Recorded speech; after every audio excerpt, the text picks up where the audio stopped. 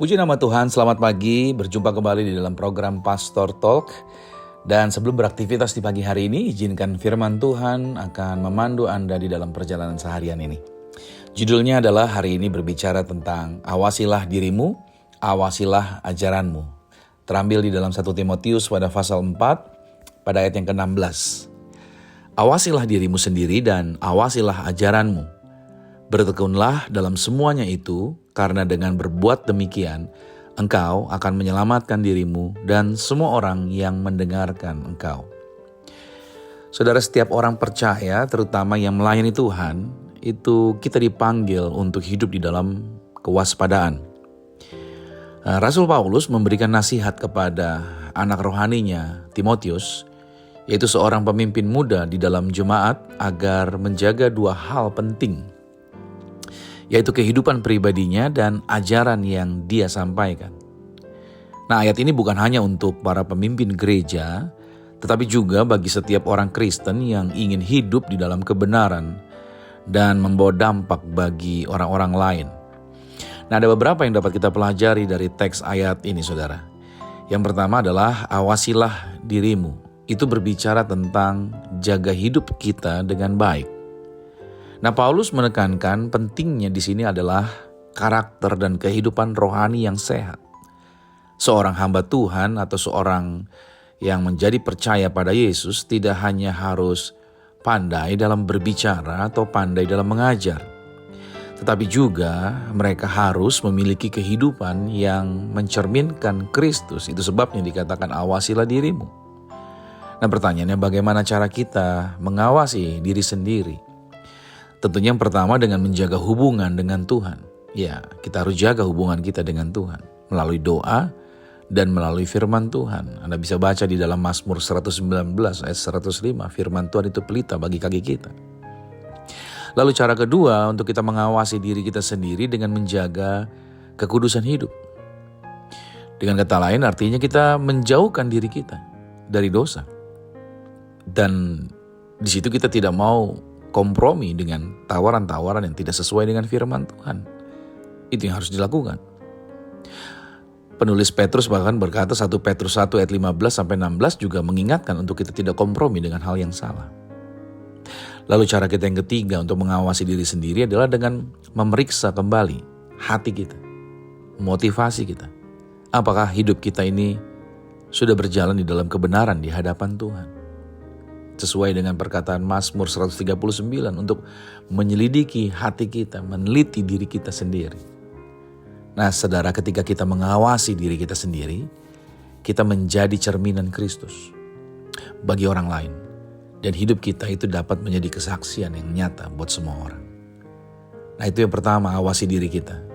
Yang kedua, awasilah ajaranmu. Artinya kita bergerak tetap di dalam kebenaran firman Tuhan. Paulus juga menekankan bahwa kita harus menjaga ajaran yang kita yakini. Dan kita harus menjaga ajaran yang kita sampaikan kepada orang lain. Dalam zaman di mana kita hidup hari ini itu banyak ajaran sesat. Banyak hal yang mengarahkan kita untuk kompromi. Nah, kita harus tetap berpegang pada kebenaran firman Tuhan. Nah, caranya kita menjaga ajaran kita adalah tentunya kita dengan mempelajari firman Tuhan dengan sungguh-sungguh. Kita tidak bisa menjaga ajaran kita kalau kita gak mempelajari firman dengan sungguh-sungguh. Lalu berikutnya caranya adalah untuk menjaga ajaran kita, yaitu menghindari pengajaran-pengajaran yang menyimpang. Artinya kita perlu meneliti dengan baik. Sama dengan kita, kalau kita menerima berita yang disebar, yang di-blast masuk ke media sosial kita, jangan lantas kita langsung copy paste dan bagikan, ceritakan sama orang. Teliti dulu benar atau tidak.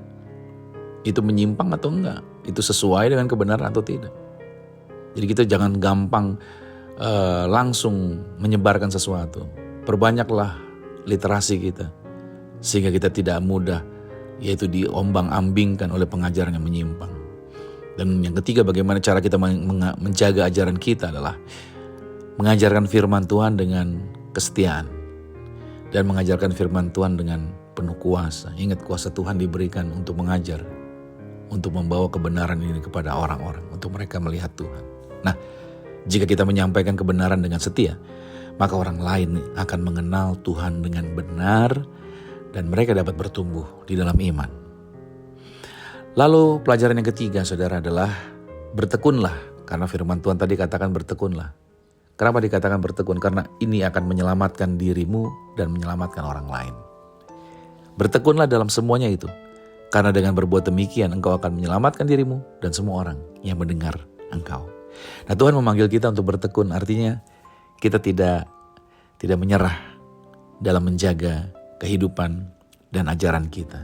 Ya, terpaan, godaan, serangan untuk membuat kita lemah selalu ada. Tapi Tuhan mengajarkan kita untuk ayo tetap bertekun. Karena ketekunanmu tidak akan pernah sia-sia. Jangan menyerah, karena engkau tidak pernah sendirian.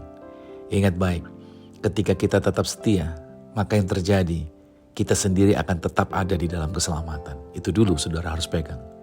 Dengan kau setia, kau menjaga dirimu tetap di dalam keselamatan. Dengan kau tetap setia, kita akan menjadi alat Tuhan untuk membawa orang lain kepada keselamatan. Kesetiaan dalam menjaga diri, kesetiaan dalam menjaga ajaran yang benar, itu bukan hanya berdampak bagi diri kita sendiri, tetapi juga bagi orang-orang yang ada di sekitar kita. Nah, saya closing. Berarti firman Tuhan hari ini mengingatkan kita untuk tetap waspada dalam kehidupan dan ajaran kita. Jangan hanya berfokus kepada pelayanan atau berfokus kepada pengetahuan, tetapi juga pastikan bahwa hidup kita benar di hadapan Tuhan. Nah, hari ini mari kita berkomitmen untuk yaitu menjaga hati dan kehidupan pribadi kita di dalam kekudusan, yaitu yang selanjutnya tetap berpegang pada firman Tuhan dan mengajarkannya dengan setia. Dan yang terakhir adalah bertekun dalam iman agar hidup kita menjadi berkat bagi banyak orang. Nah, apakah kita sudah mengawasi diri kita? Apakah kita sudah mengawasi ajaran kita dengan sungguh-sungguh? Mari kita datang sama Tuhan, mohonkan hikmat, mintalah kekuatan agar kita tetap setia sampai akhir. Tuhan Yesus Kristus memberkati. Shalom.